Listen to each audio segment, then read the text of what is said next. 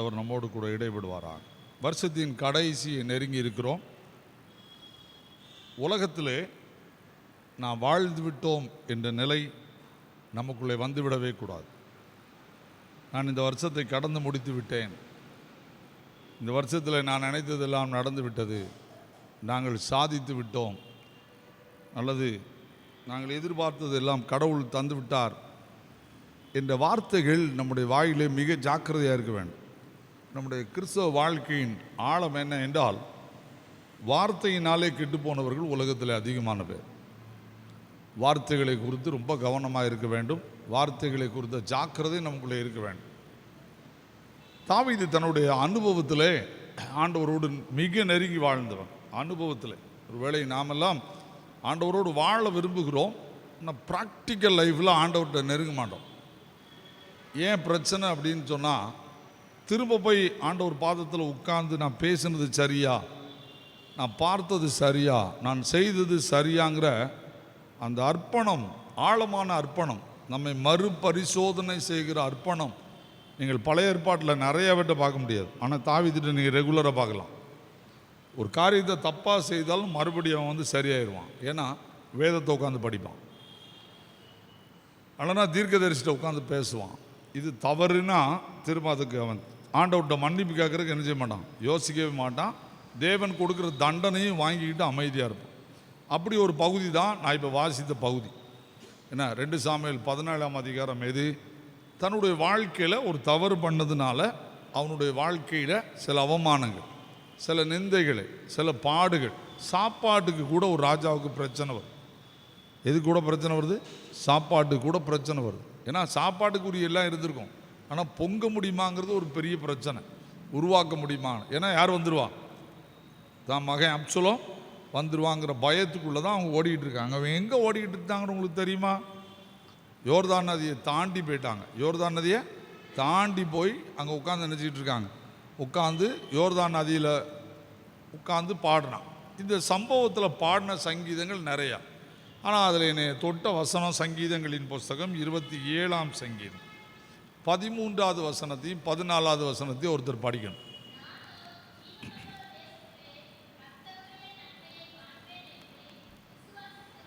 விசுவாசியாதிருந்தால் கர்த்தருக்கு காத்திரு.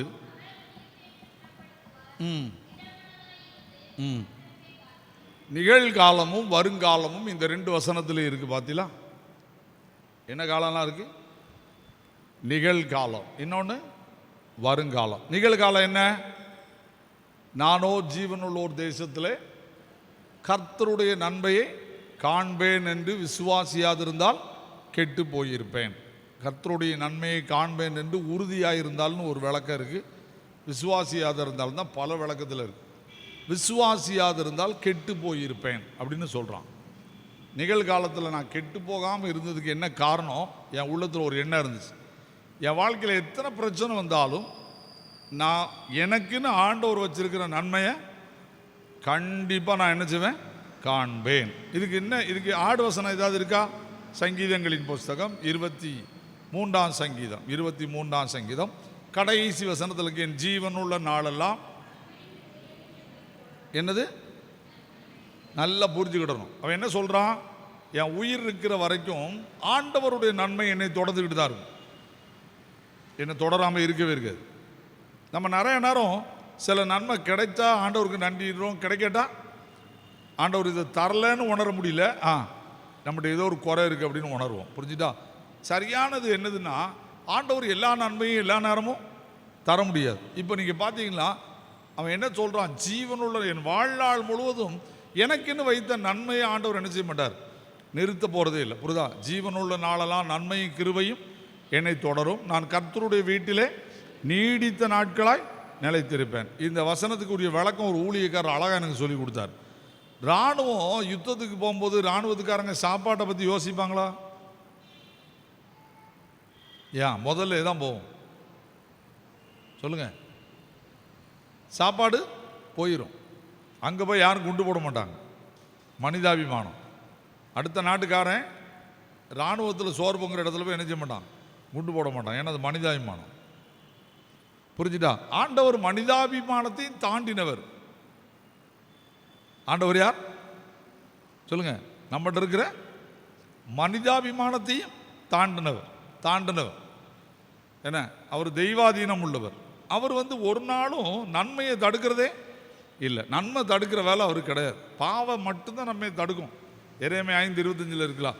பாவம் மட்டும்தான் நன்மையை தடுக்கும். வேணா அதை படிச்சுக்கோங்க. ஏன்னா நான் மெசேஜ் கொடுக்கும்னால அதை சொல்கிறது நல்லது. ஏன்னா சிலர் நன்மை என்னால் இருக்குன்னு நினச்சிடக்கூடாது. வாசிங்க எரேமியா 5:25. உங்கள் அக்கிரமங்கள் இவைகளை உங்களுக்கு விலக்கி உங்கள் பாவங்கள் உங்களுக்கு நன்மையை வர ஒட்டாது இருக்கிறது. பாவத்துக்கு ஒரு பவர் இருக்கு. எதை தடுத்துரும்?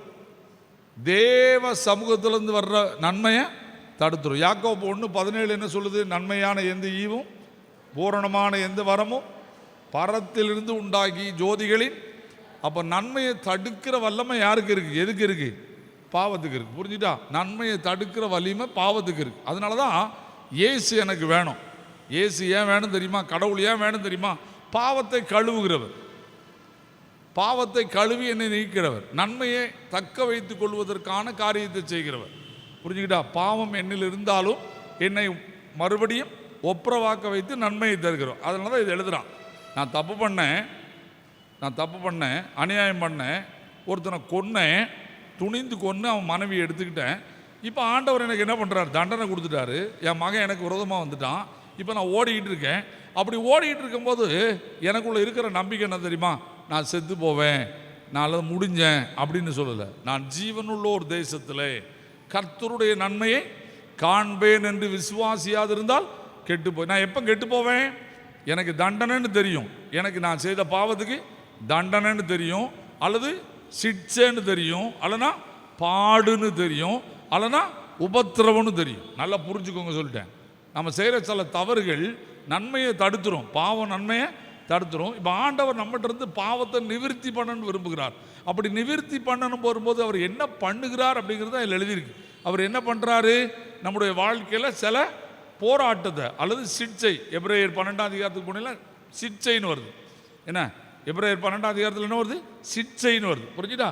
பழைய ஏற்பாட்டு காலத்தில் தண்டனைன்னு வருது. புரிஞ்சுட்டா? புதிய ஏற்பாட்டு காலத்தில் சிட்சை, தண்டனை கிடையாது. இப்போ இது ஏதாவது ஒன்று வரும். இந்த காலத்தில் எனக்குள்ள இருக்க வேண்டிய எண்ணம் என்ன அப்படின்னு பார்த்தீங்கன்னா, கடவுளை குறை சொல்லக்கூடாது, என்னையும் குறை சொல்லக்கூடாது. என் வாழ்க்கையில் நான் செய்த தவறுனால நான் இதை என்ன செய்யணும்? தாண்டி போகணும். ஆனாலும் எனக்கு கர்த்தருடைய நன்மை கிடைக்கும். இந்த ஃபெய்த்தில் புது வருஷத்தை சந்திக்கணும், பழைய வருஷத்தை கடந்து போகணும். சரியா? இதுதான் முக்கியம். நான் 2 வாரமாக இதான் பேச போகிறேன். இப்போ நீங்கள் பார்த்தீங்களா, இந்த கர்த்தருடைய நன்மையை காண்பேன் என்று விசுவாசியாது இருந்தால் கெட்டு போயிருப்பேன். சங்கீதங்களின் புஸ்தகம் 116வது சங்கீதத்தை திருப்புங்க பார்ப்போம். சங்கீதங்களின் புஸ்தகம் 116. அங்கே எஸ்ரா ஒரு காரியத்தை சொல்கிறான். சங்கீதங்களின் புஸ்தகம் 116வது சங்கீதத்துக்கு வாங்க, வாசிங்க பார்ப்போம். 9ஆம் 10ஆம் வசனம். நல்லா புரிஞ்சுக்கோங்க. நான் கர்த்தருக்கு முன்பாக, இங்கே அதே வேர்டை யூஸ் பண்ணுறா பாருங்க. நான் கர்த்தருக்கு முன்பாக ஜீவனுள்ளோர் தேசத்தில் நடப்பேன்.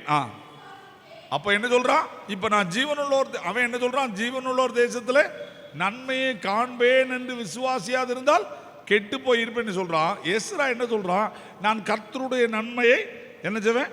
காண்பேன். நான் ஜீவனுள்ளோர் தேசத்திலே நடப்பேன். ஏன் நடப்பேன்னு சொல்கிறான்? இது எப்போ வருது? எஸ்ரா 6ஆம் அதிகாரத்துக்கு பின்னால் இந்த பகுதி வருது. என்ன? எங்கே இருக்காங்க? பாபிலோனில் இருக்காங்க. பாபிலோன்லேருந்து எங்கே வந்துட்டாங்க? எருசலேமுக்கு வந்துட்டாங்க. எருசலேமுக்கு வந்த பிறகு என்ன நடக்கு? சபையை நடத்த முடியாத அளவுக்கு பிரச்சனை இருக்குது. சபையை நான் அதெல்லாம் போனேன்னா இப்போ ரொம்ப நேரம் ஆயிடும். சபையை நடத்த முடியாத அளவுக்கு பாவம் இருக்குது.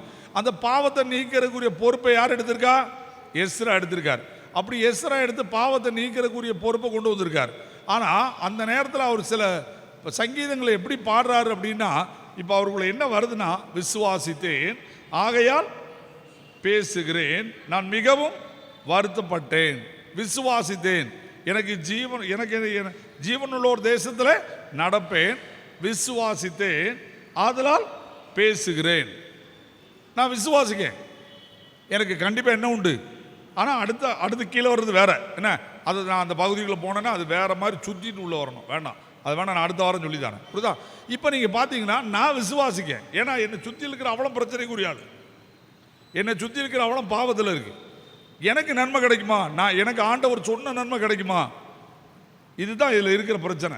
எனக்கு ஆண்டவர் சொன்ன நன்மை கிடைக்குமா? என்னை சுற்றிலும் அவனை எதிர்ப்பு தான் இருக்கு, என்னை சுற்றிலும் எதிர்ப்பு தான் இருக்கு.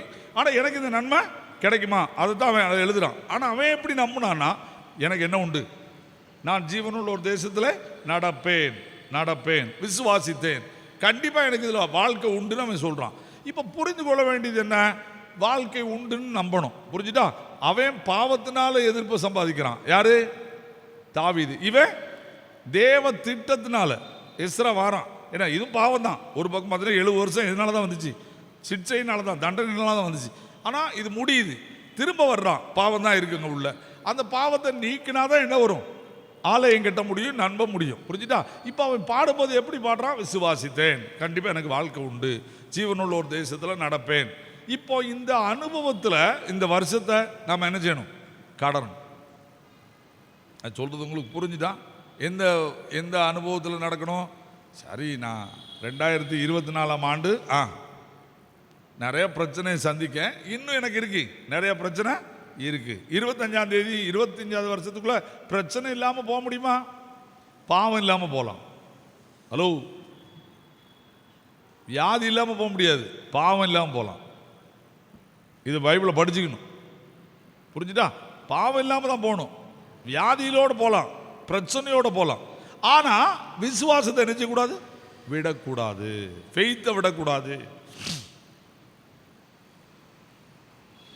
ஃபெய்த்தை விடவே கூடாது. என்னை நடத்துவார், அது சொல்லிட்டு தான் என்ன சொல்கிறான், அந்த 27:14 வசனத்தில் கர்த்தருக்கு காத்திரு. 25ஆம் வருஷத்துக்குள்ளே போகணுன்னா வெயிட் பண்ணு. நான் விசுவாசிக்காமல் இருந்தால் கெட்டுருப்பேன். ஆனால் நான் கெட்டு போகாமல் இருக்கணும்னு ஒரு வேர்டு எழுதுறான் பாருங்க, அதுக்கு என்னது, வெயிட் பண்ணு. 24 எதெல்லாம் நடக்கல, 24 எதெல்லாம் நடக்கல, போய் எழுதி வச்சுக்கோ. அதுக்கு மேலே எழுதுங்க, கர்த்தருடைய நன்மையை காண்பேன் என்று விசுவாசியாது இருந்தால் கெட்டு போயிருப்பேன்னு மேலே எழுதிக்கிடுங்க. எழுதிட்டு எதெல்லாம் நடக்கலன்னு எழுதிக்கோங்க. கீழே என்ன எழுதுங்க, கர்த்தருக்கு காத்திரு, அவர் உன் இருதயத்தை சத்தமோடு சொல்லணும். இந்த வசனத்தினுடைய ஆழம் என்னன்னு உங்களுக்கு புரியாமல் அசால்ட்டாக சொல்லிட்டு இருக்கீங்க. கர்த்தருக்கு காத்திரு, அவர் உனக்கு 10 பவுன் நகை தருவார், உன் பிள்ளைக்கு ரொக்கம் தருவார், உன் பிள்ளைக்கு என்ன தரல, ஆசீர்வாதம் தருவார். நீ போடுற சண்டைக்கு இதுக்க நீ ஒரு பொறுப்பு கேட்டு சண்டை போடுறிய, அந்த பொறுப்பை தருவார்னு நினைச்சிடாத. வெயிட் பண்ணுறதுக்கு என்ன பிரச்சனை அங்கே இருக்குன்னு தெரியாமல் சங்கீதம் படிக்கக்கூடாது. வெயிட் பண்ணு, அவர் உன் இருதயத்தை எதுக்கு ஸ்திரப்படுத்துவார், 2025ஆம் ஆண்டு வரக்கூடிய பிரச்சனையை சந்திப்பதற்கு.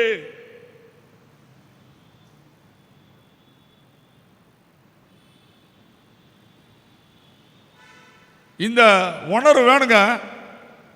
நான் சொல்றது உங்களுக்கு புரியுதா புரியலையா? ஏன்ட்ட சிலர், ஐயா உங்கள் சர்ச்சில் ஏதோ ஒரு பிரச்சனையாம, நான் சொன்னேன் சளி இருக்கு, மூக்கு இருக்க வரைக்கும் என்ன இருக்கும் சொல்லுங்க, சளி இருக்கும். என்ன எப்போ பிரச்சனை இல்லை, கல்றக்குள்ளே போகிற வரைக்கும் ஒருத்தனுக்கு பிரச்சனை இருக்கும். நீங்கள் படிச்சுக்கோங்க. ஏன்னா நம்ம நிறைய நேரம் புரிஞ்சுக்கிட மாட்டேங்கும். ப்ராப்ளமேட்டிக்னு வந்தவொடனே என்ன நினைக்கணும்னா கடவுள் நம்மளை கைவிட்டார. கிடையவே கிடையாது. ஒவ்வொரு மனிதனுடைய வாழ்க்கையிலும் தன்னை பற்றி வெளிப்படுத்துறதுக்கு வைக்கப்பட்ட காரியங்களை புரியாமல் இருக்கீங்க. இப்போ நான் ஒரு இடத்துல நின்று டென்ஷனாகி பேசுனேன்னு வைங்க, நீங்கள் என்ன பார்த்து என்ன சொல்லுவீங்க, ஃபுல் பீட்டில் நல்லா பேசுகிறாரு, போடுற சத்தத்தை பாரு. இப்போ என் சுயரூபம் எங்கே தருது, நான் சொல்கிறது புரிஞ்சுதா? என் சுயரூபம் எங்கே தருது, ரோட்டில் தருது. நான் சொல்கிறது உங்களுக்கு புரிஞ்சுதா? ஒவ்வொரு இடத்துலையும் நீ யாருன்னு உனக்கு உணர்த்துறதுக்கு உனக்குள்ள இன்னும் மாம்சம் இருக்கு, ஜாக்கிரதைன்னு சொல்றதுக்கு அன்கண்ட்ரோலுக்குள்ள நீ போற. நிறைய நேரம் நம்ம என்ன பண்றோம்னா சாதிச்சிடலாம் நினைக்கிறோம், சாதிக்க முடியாதுன்னு கடவுள் பிளான் பண்ணிடுவாரு. உலக தோற்றத்திற்கு முன்பே அவர் எல்லாத்தையும் எழுதி வச்சுட்டாரு, எதை எப்போ செய்யணும்னு. அதை யாருமே தடுக்க முடியாது. அவர் பிளான் பண்ணா பண்ணதுதான். நான் என்னுடைய அனுபவத்தில் பார்த்துருக்கேன், அவர் பிளான் பண்ணா பண்ணதான்.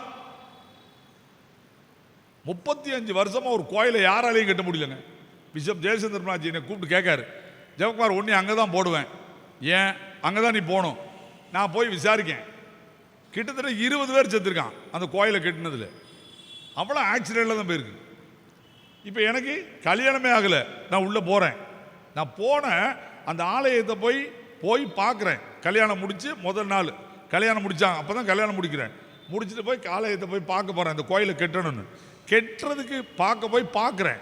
பார்த்துட்டு டைசன் ஆஃபீஸுக்கு போகிறேன், ஃபார்மெல்லாம் எடுத்துக்கிட்டு அதையெல்லாம் வாங்கணும்னு சொல்லி. என்ன வந்தாலும் பரவாயில்லடா, கர்த்தர் நம்ம கூட இருக்காருன்னு ஒரு 7 நாள் உபவாசம் இருந்துட்டு உள்ளே இறங்கிட்டேன்.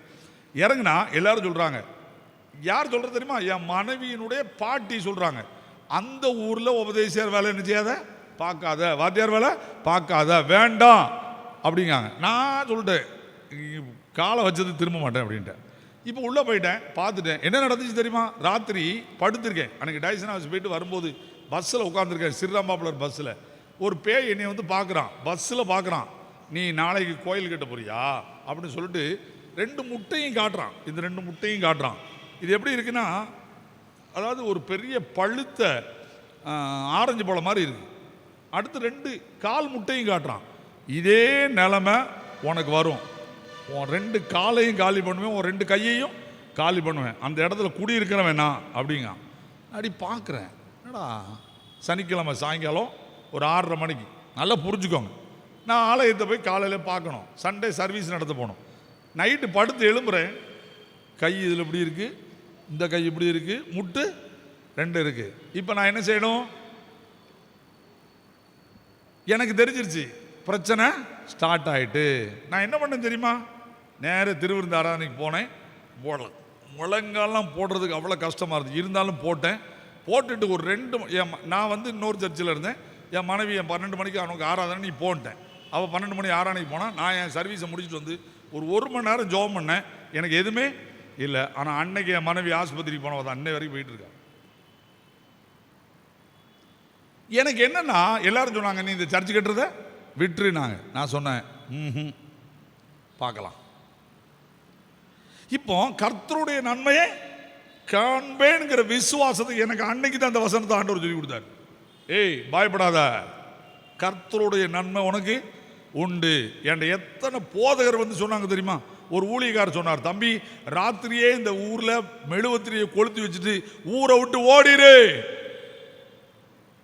நான் உட்காந்து ஆண்டோட ராத்திரி அழுகுறேன், நீ இருடா நான் பார்த்துக்கிறேன் அப்படின்னாரு. நாங்கள் படுத்து எழும்புவோம், நீங்கள் என்ன நடந்தாலும் சரி. கக்கூசுக்குள்ள பெரிய நட்டுவக்காலி உட்காந்துக்கிட்டு இருக்கோம். ஏன்னா வீட்டில் படுத்திருப்போம், பாம்பு வந்து வாசலில் படுத்திருக்கோம், பீரோவை திறந்தா பீரோக்குள்ள இருந்து பாம்பு விடும். இதையும் தாண்டதுக்கு எனக்கு பயமா இருந்துச்சு. நான் பயமா இல்லைன்னு சொல்லலை, ஆனால் ஜோமன ஆண்டவர் சொன்னார் பயப்படாத, நான் அவன் கூட இருக்கிறேன், என்னதான் நடக்குன்னு பார்க்கலாம். நான் என்ன அறிந்து கொண்டேன் தெரியுமா? கர்த்தருடைய நன்மையை காண்பேன். அந்த சர்ச்சை நான் ஆண்டவர் கிருபையில கட்டி முடிக்க எனக்கு பலன் தந்தார். பிரதிஷ்டை பண்ண முடியல, பிஷப்பால பிரதிஷ்டை பண்ண வர முடியல. அது வரைக்கும் மழை இல்லை அந்த ஏரியாவில். அந்த வருஷம் பெய்த மழையில எல்லா பக்கமும் லாக். நல்லா புரிஞ்சுக்கோங்க, கடவுள் யார்? உனக்குள்ள ஃபெய்த் வேணும். 24 ஒண்ணுமே முடியலையா, கையை வைத்து அல்லையா சொல்லு. 24 பிரச்சனை இருக்கு, 25 பிரச்சனை வருமா வராதா? ஹலோ, வருமா வராதா? 24 என் புருஷன் ரொம்ப சண்டை போட்டான், 25 சண்டையை போட மாட்டான்னு எத்தனை பேர் நம்புறீங்க? என்ன சத்தம் வர மாட்டேங்குது? நல்லா புரிஞ்சுக்கோங்க. முதல்ல என்ன செய்யுங்க, பயத்தை விட்டுருங்க. நம்பிக்கை யார் மேலே வைங்க? கர்த்தர் மேலே வைங்க. புரிஞ்சா? நான் கண்டிப்பாக எனக்கு நன்மை வரும். அதுக்கு நீ வெயிட் பண்ணு என்ன செய்யுது? வெயிட் பண்ணு. அவர் உன் இருதயத்தை எதுக்குங்க ஸ்திரப்படுத்தணும்? பிரச்சனையை தாண்டி போறதுக்கு உனக்கு நான் ஸ்திரம் தருவேன். நீங்க சங்கீதத்தை படிச்சு பார்த்தீங்கன்னா, நான் துன்பத்தின் நடுவில் நடந்தாலும் நீர் என்னை ரட்சிப்பீர் எழுதல, என்னை உயிர்ப்பிப்பீர், உமது வலதுகரம் என்னை ரட்சிக்கும். நீங்க வேட கவனிக்கிறது இல்லை. நான் துன்பத்தின் நடுவில் நடந்தாலும் நீர் என்னை உயிர்ப்பிக்கிறீர், உமது வலதுகரம் என்னை. அப்போ நான் துன்பத்தின் நடுவில் தான் நடப்பேன். எனக்கு என்ன வரும்? என்ன இப்ப நீங்க ஏசாயா சொல்லட்டா? நீ தண்ணீரை கடக்கும் போது, ஹலோ வசனத்தை சொல்லுங்க, சாந்தா சொல்லுங்க, நீ தண்ணீரை கடக்கும் போது, ஹலோ சும்மா நான் சொல்றது விளையாட்டு போல சொல்ற மாதிரி இருக்கும்.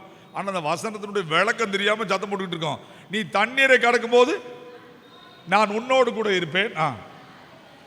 என்ன முதல்ல எதோ கிடக்கணும், முதல்ல தண்ணியை கிடக்கணும், அப்போ உன் கூட இருப்பேன். அடுத்து ஆறுகளை கடக்கும் போது கண்டிப்பா பொருளதோ.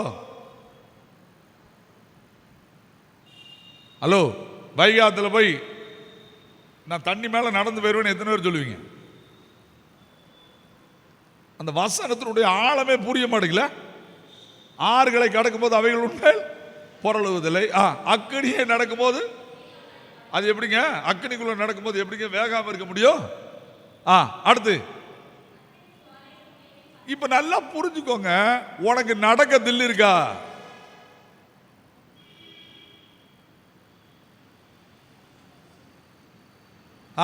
தண்ணியில இறங்குவியா? அந்த வசனம் எதுக்கு எழுதியிருக்கு? தண்ணியில உனக்கு இறங்க தைரியம் இருக்கா? ஆறுல இறங்க தைரியம் இருக்கா? அக்கினிக்குள்ள இறங்க தைரியம் இருக்கா?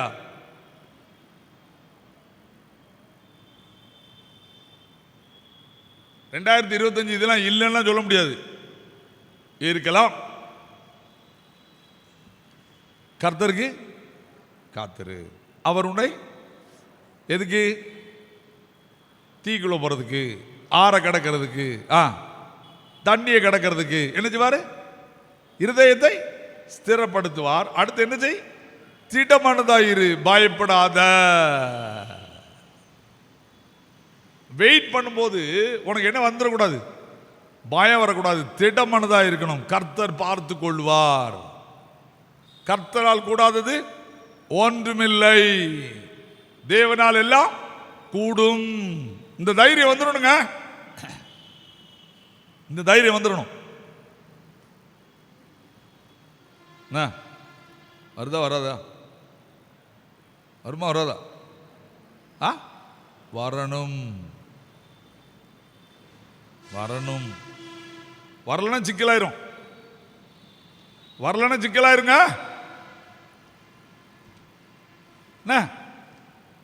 வருஷத்தை சத்தம் போட்டு சொல்லணும். ஏங்க இந்த வருஷத்துக்குரிய நன்மை இருக்குங்க. ஆனா அந்த வருஷத்துக்குரிய நன்மையை ஆண்டவர் என்னதான் பண்ணியிருக்காரு? வருஷம் வருஷம் அவர் என்னதான் பண்றாரு?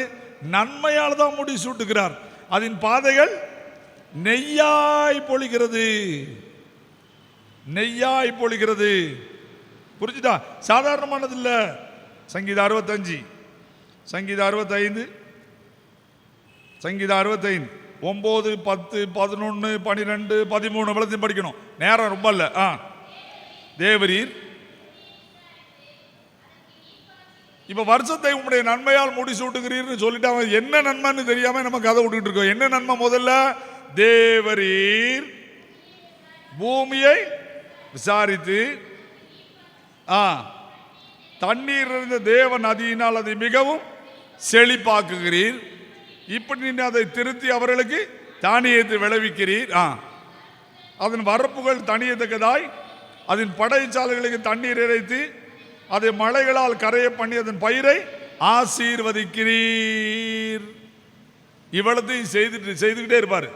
இவ்வளத்தையும் செய்துட்டு தான் சொல்றார் தாவீது, வருஷத்தை 2025ஆம் ஆண்டு எப்படிதான் முடிசூட்டுவாரு? நன்மையால் தான் முடிசூட்டுவார், தீமையால முடிசூட்ட மாட்டார். ஏன்னா அப்போஸ்தலர் 10:38 என்ன சொல்லுது? அவர் பரிசுத்த ஆவியினாலும் வல்லமையாலும் நிரப்பப்பட்டிருந்தபடினால் நன்மை செய்கிறவராகவே சுற்றி திரிந்தார்.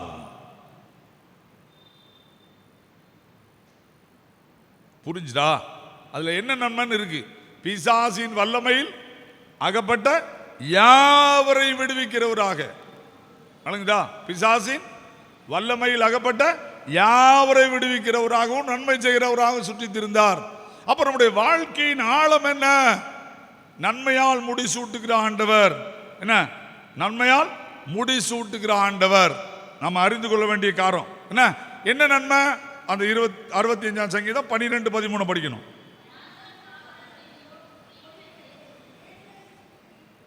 என்ன தாவரம்? என்ன தாவரம்? வறண்ட நிலம்னா நாம பயன்படுத்தின இடம். வனாந்திரம்னா நீங்க இதுவரைக்கும் உள்ளே போகாத இடம். இப்ப அங்க என்ன சொல்றாரு? வனாந்திர தாவரங்களிலும் பொழிகிறது, மேடுகள் சுற்றிலும் பூரிப்பாய் இருக்கிறது.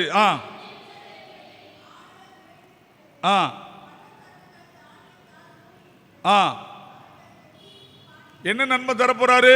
வனாந்திரம். உனக்கு 24 வனாந்திரமா இருந்துச்சா? ஒண்ணுமே விளங்காம போச்சியா அப்படின்னு சொல்றீங்களா? என்னெல்லாமோ ஜோம் பண்ணி பார்த்தேன், ஒரே எப்படிதான் இருக்கு, வனாந்திரமா இருக்கு, எனக்கு ஒண்ணுமே இல்லை, என் குடும்பத்தில் எந்த நன்மையும் நடக்கல. என்ன சொல்றாரு? வருஷத்தை நன்மையால் முடிசூட்டுவேன். எப்படி? வனாந்தரங்கள் தாவரங்களால் பொழிகிறது.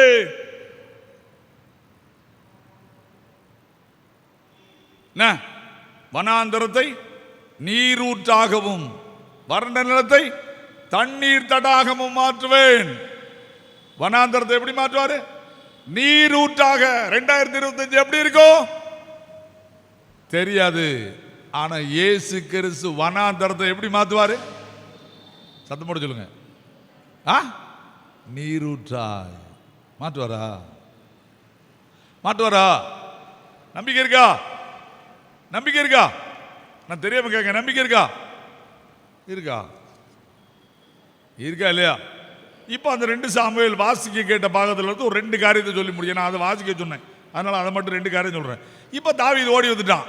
தாவீது கூட உடன்படிக்கை பெட்டியை தூக்கிட்டு வரும்போது தான் திருப்பி விட்டாங்க. என்ன?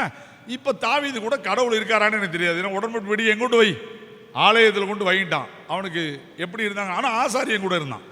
இப்ப நீங்க பாத்தீங்கன்னா இங்க என்ன பிரச்சனை அப்படின்னா, விசாரிப்பதற்கு யாரு இருக்காங்களான்னு எனக்கு தெரியல. ஜெபம் பண்ணாம ஆண்டவர்கிட்ட போய் விசாரிக்கிறதுக்கு யாரு இருக்காங்களான்னு எனக்கு தெரியல. ஆனா தாவீது இப்ப யோர்தானை தாண்டிட்டான், அங்க உட்கார்ந்து அழுது ஜெபம் பண்ணிட்டு இருக்கான். இப்போ அவனுக்கு சாப்பாடு வேணும், அவனை ஆதரிக்க ஆள் வேணும். என்ன? இப்ப நீங்க புரிந்து கொள்ள வேண்டியது வனாந்தரம். தாவீது இருக்கிற இடம் என்னது? வனாந்தரம். வனாந்தரம் புரிஞ்சுக்கிட்டா? வனாந்தரம். வசிங்க யாராவது 24 வசனம்.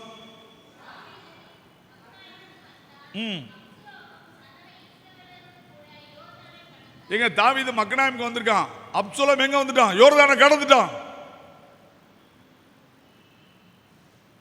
இப்ப பாளை இறங்கிட்டாங்க, யுத்தத்துக்கு இறங்கிட்டாங்க. நீங்க பகுதியை படிக்கும் போது கவனமா படிக்கணும். இப்ப யுத்தம் ரெடி ஆயிட்டு, அங்க மகன், இங்க அப்பா. இப்ப 27 இருந்து படிங்க.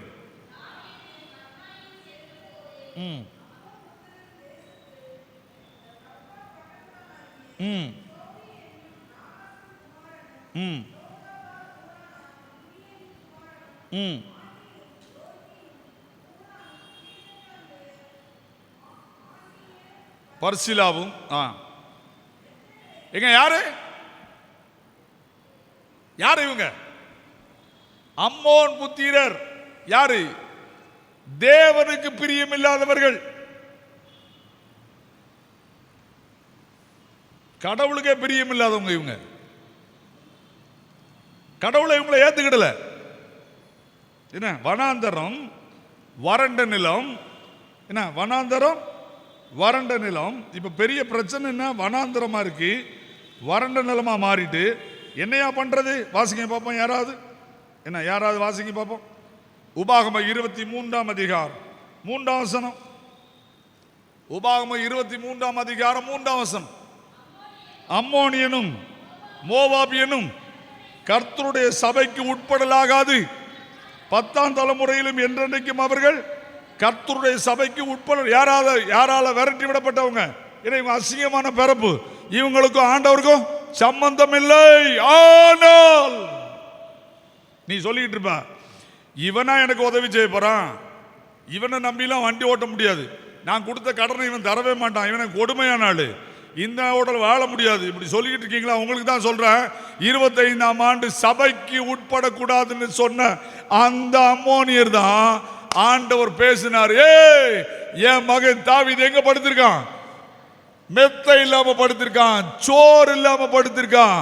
நீ யார வேண்டான்னு சொல்றியோ, நீ யார உருப்படாதுன்னு சொல்றியோ, நீ யாரு விளங்க மாட்டான்னு சொல்றியோ, அந்த ஆளு மாறுவான். பயப்படாத.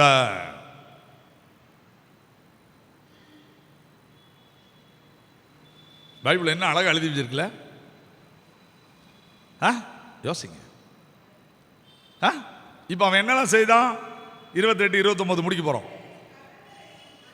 மெத்தைகளையும் கலங்களையும் மண்பாண்டங்களையும் கோதுமையையும் வார்கோதுமையையும் மாவையும் வறுத்த பயிற்றையும் பெரும்பயிற்றையும் சிறு பயிற்றையும் வறுத்த சிறு பயிற்றையும் தேனையும் வெண்ணெயையும் ஆடுகளையும் பால் கட்டிகளையும் தாவீதுக்கும் அவனோடு இருந்த ஜனங்களுக்கும் சாப்பிடுவதற்கு கொண்டு வந்தார்கள்.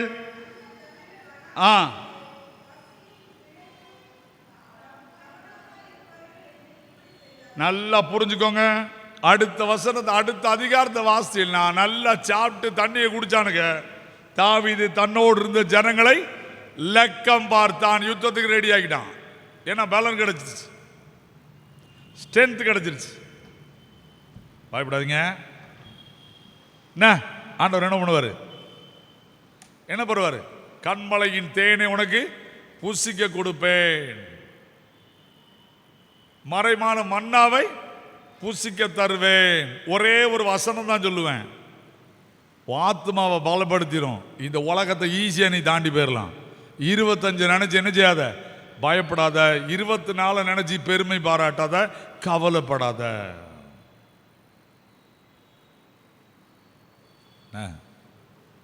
நான் சொல்றது புரியுதா? ஒரு கவியை பாடி ஜோமணுமா?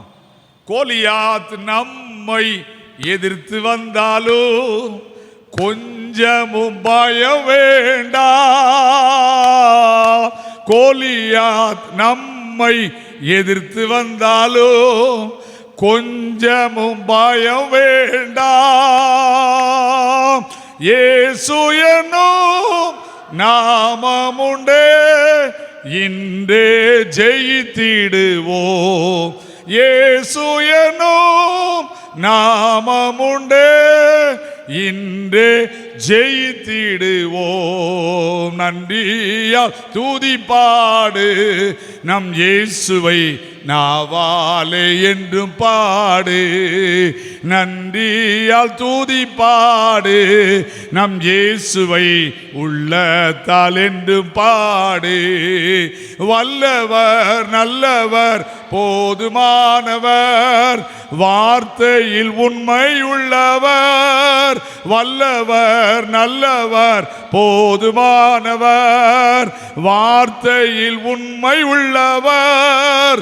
நன்றியால் துதிப்பாடு நம் இயேசுவை நாவாலே என்றும் பாடு. சங்கீதம் 30:38 கடைசி.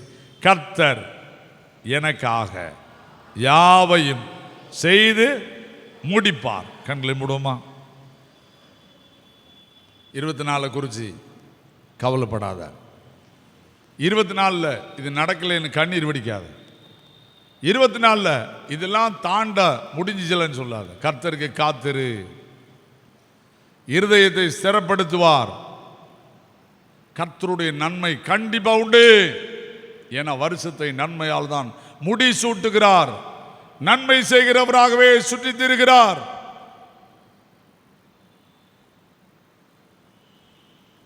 நன்மையினால் உன் வாய் அவர் திருப்தியாக்குவார்.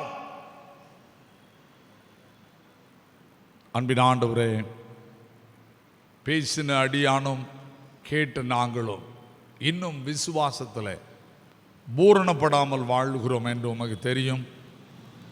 எங்களோடு தெளிவான வார்த்தை எனக்கும் எங்களுக்கு கற்றுக் கொடுத்தீர். நன்றி, ஸ்தோத்திரம். நிச்சயமாக இந்த சபையை 24 விட 25 ஆசீர்வாதமான மழை பொழிந்து கொண்டே இருக்கும். இந்த ஆலயத்தில் நாங்கள் எதிர்பாராத இடத்தில் அம்மோனியர்கள், சபைக்கே உட்படாதவர்கள் மத்தியில் இருந்து எங்களை நன்மையால் நிரப்புவீர். இந்த பரிசுத்த பேதுரு ஆலயத்தினுடைய மக்கள் நிம்மதியாய் வாழ்வதற்கு தேவ பிரசன்னம் அவர்களை காலைதோறும் நிரப்பி ஆசீர்வதிக்க போறதற்காக ஸ்தோத்திரம்.